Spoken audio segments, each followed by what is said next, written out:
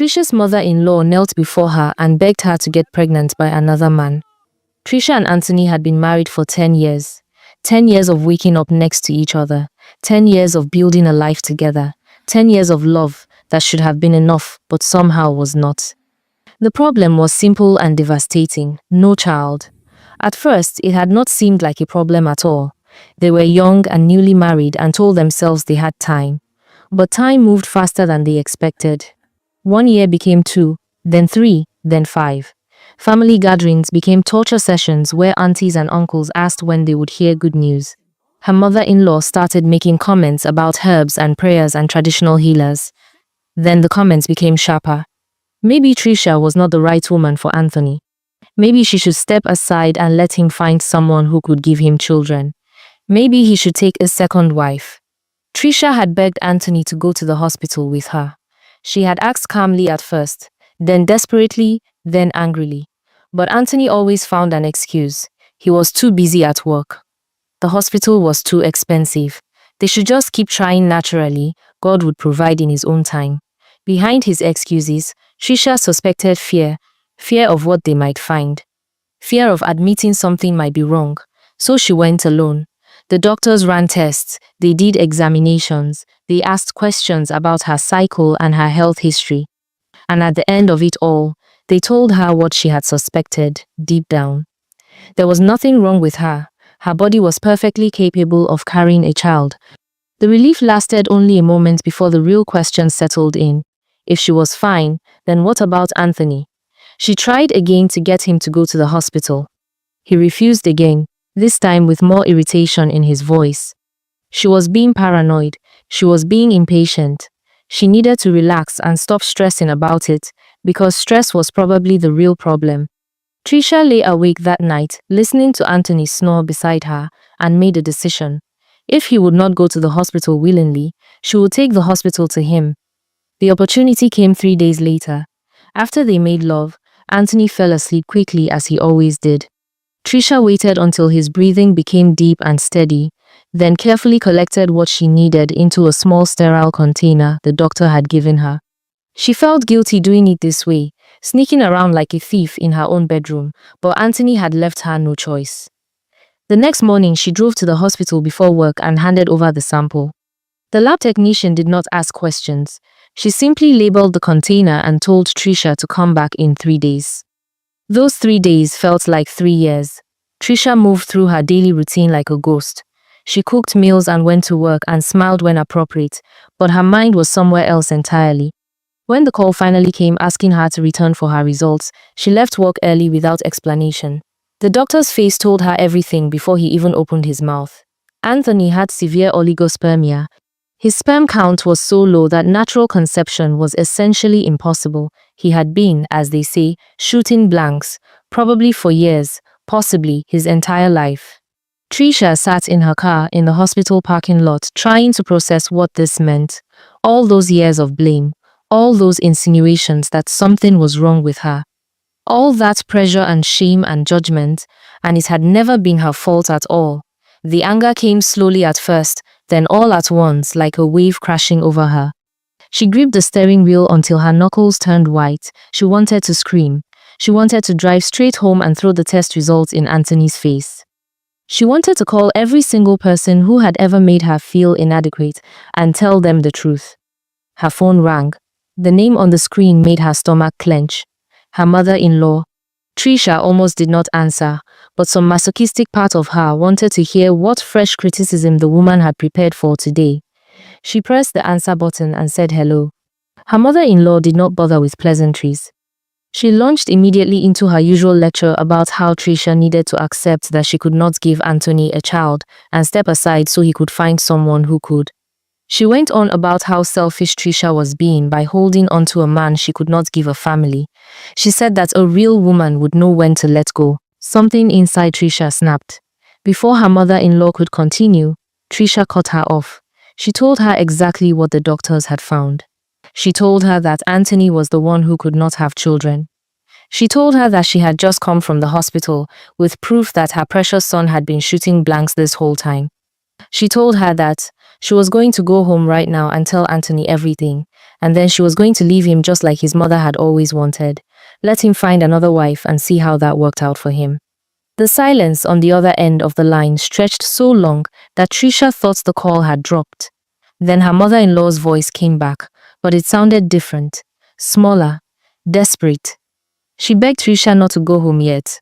She begged her not to tell Anthony. She begged her to come to her house first so they could talk. Trisha refused. She had spent 10 years listening to this woman, and she was done. But her mother-in-law kept begging, kept pleading, kept saying, please, just come, let us talk first. Finally, more out of exhaustion than anything else, Trisha agreed. Her mother-in-law's house was a modest bungalow on the outskirts of town.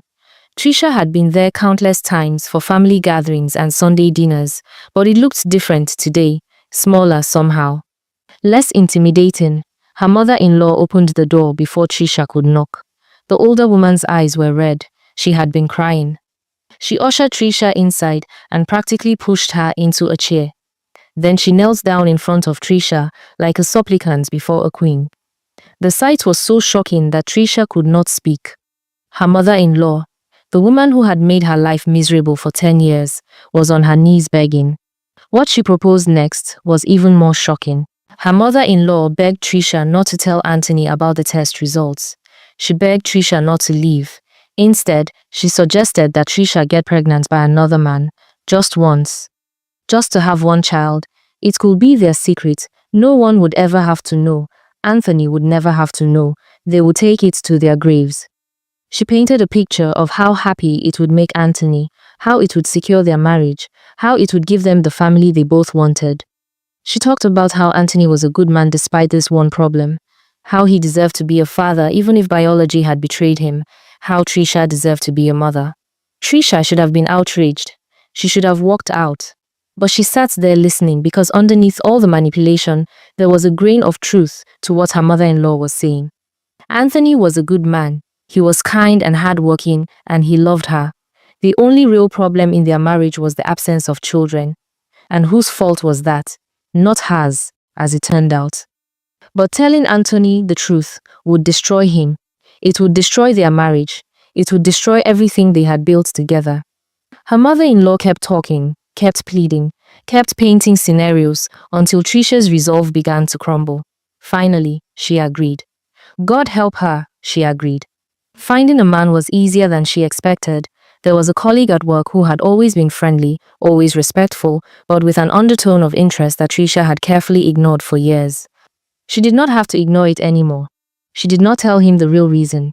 She simply allowed things to develop naturally over a few weeks until the inevitable happened. It felt wrong and right at the same time.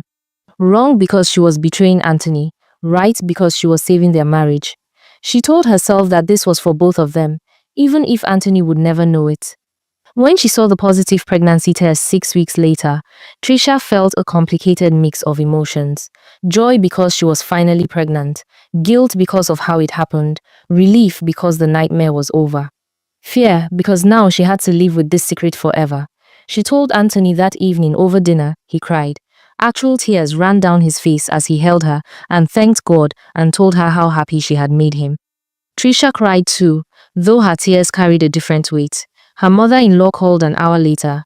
She did not say much, just congratulations and thank you, and we will never speak of this again. They never did. The pregnancy progressed normally. Anthony was attentive and excited in ways Trisha had never seen before. He read parenting books, he painted the nursery, he talked to her belly every night. His joy was genuine and infectious, and Trisha found herself almost forgetting how the baby had been conceived. Almost. The guilt never fully went away, but it became easier to live with. When their son was born, Anthony held him like he was holding the entire world. He named him Emmanuel, which means God is with us. Trisha thought the name was fitting in ways Anthony could never understand. The first year of Emmanuel's life was the happiest year of their marriage. Anthony was a devoted father. He woke up for night feedings. He changed diapers without complaint. He took Emmanuel everywhere and showed him off to anyone who would look. Trisha watched her husband fall in love with their son and told herself that she had made the right choice. The secret was worth it if it brought this much joy. Her mother-in-law visited often and doted on her grandson. and she and Trisha maintained a silent understanding. They had conspired together, and now they would protect that conspiracy together. But secrets have a way of coming to light. It started with small comments from Anthony's friends. They would look at Emmanuel and tilt their heads and say things like, "He must take after your wife's side because he does not look anything like you." Anthony would laugh it off at first. Babies change all the time. Give it time. But Emmanuel did not change. He grew into a toddler who looked nothing like Anthony or anyone in Anthony's family. The comments became more frequent, more pointed. Anthony started noticing the differences himself.